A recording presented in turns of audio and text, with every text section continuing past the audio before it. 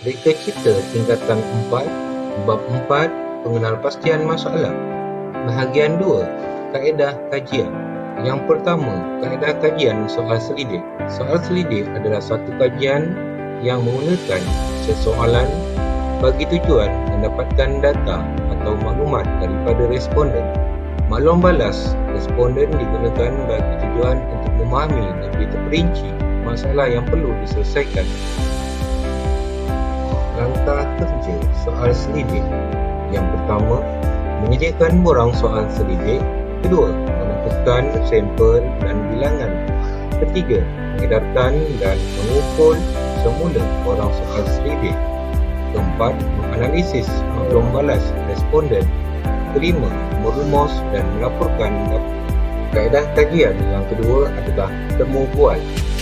Temu bual adalah interaksi atau perbualan yang berlaku dengan tujuan mendapatkan maklumat daripada responden. Kaedah ini melibatkan interaksi bersemuka antara penemu bual dan responden yang memberi ruang kepada responden untuk menunjukkan pendapatnya sendiri. Langkah kerja temu bual. Yang pertama, mengenal pasti responden yang ditemu bual. Kedua, membuat temujanji dengan menetapkan tarikh, masa dan lokasi agar tidak mengganggu responden. Ketiga, menyediakan soalan untuk ditanyakan kepada responden. Keempat, merekod butiran temu bual secara rakaman suara, video atau bertulis. Kaedah kajian yang ketiga adalah pemerhatian. Pemerhatian adalah melihat sendiri situasi sebenar yang berlaku agar dapat memahami permasalahan kajian dengan lebih jelas dan terperinci. Langkah kerja pemerhatian. Yang pertama, mengenal pasti lokasi, tempat dan masa untuk membuat pemerhatian. Kedua, mencatatkan maklumat berkaitan dan mengambil gambar. Dan yang ketiga, membuat rumusan laporan dapatan pemerhatian. Kaedah kajian yang keempat adalah pengalaman sendiri atau orang lain. Pengalaman sendiri tidak semestinya sama dengan orang lain. Perbezaan pengalaman ini dapat memberi maklumat yang lebih jitu.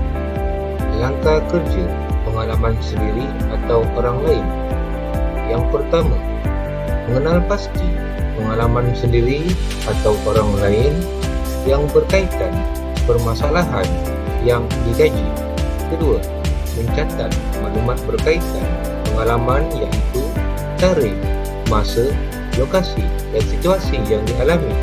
Ketiga, mengemukakan pendapat mengenai pengalaman dari segi kelebihan dan kekurangan yang dialami. Kaedah kajian yang kelima adalah rujukan media cetak atau elektronik. Rujukan media cetak atau elektronik merupakan aktiviti pembacaan daripada kajian-kajian yang lalu. Antara bahan bacaan tersebut adalah majalah, surat khabar atau jurnal untuk dijadikan atas maklumat kajian. Langkah kerja rujukan media cetak atau elektronik. Yang pertama, mengenal pasti media yang dijadikan rujukan seperti komputer, surat khabar, buku, majalah atau televisyen. Kedua, mencatat maklumat-maklumat penting dari sumber rujukan tersebut. Ketiga, membuat bibliografi dengan jelas mengikut kaedah penulisan, iaitu yang pertama, sumber rujukan bercetak, buku, majalah dan surat khabar. Kedua, sumber bukan bahan bercetak seperti media, temu bual atau rancangan televisyen. Yang ketiga, sumber elektronik iaitu internet. Sekian sahaja sesi tayangan video cikgu tentang 5 kaedah kajian yang boleh dilakukan pada langkah pertama semasa menjalankan proses reka cipta. Baiklah, pelajar dihendaki menjawab soalan berikut. Soalan 1. Nyatakan 3 kaedah pengumpulan data dalam proses mereka cipta.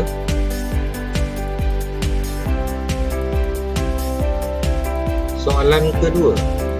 Jadual 1 menunjukkan aktiviti-aktiviti pengumpulan pengumpulan maklumat dan data yang dijalankan.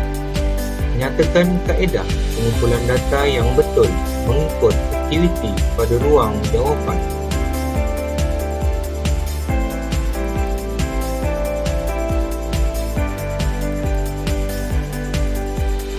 Soalan 3. Raja 1 menunjukkan aktiviti dilakukan untuk satu kaedah kajian. Tuliskan langkah kerja yang perlu dilaksanakan untuk mendapatkan data dan maklumat. Jawapan langkah 2 dan 4 diberi.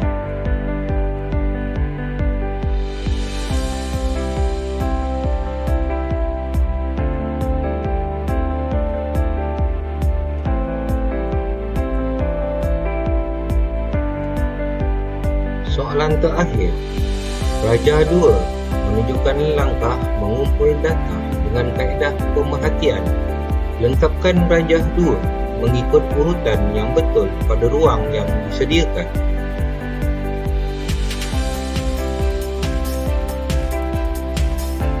Ibu ucapkan tahniah dan syabas kepada semua pelajar yang telah berjaya menjawab keempat-empat soalan tersebut dengan betul. Bagi pelajar yang tidak berjaya pula, usaha lagi, sila ulangi menonton video ini. Sekian, terima kasih daripada Cikgu Azman.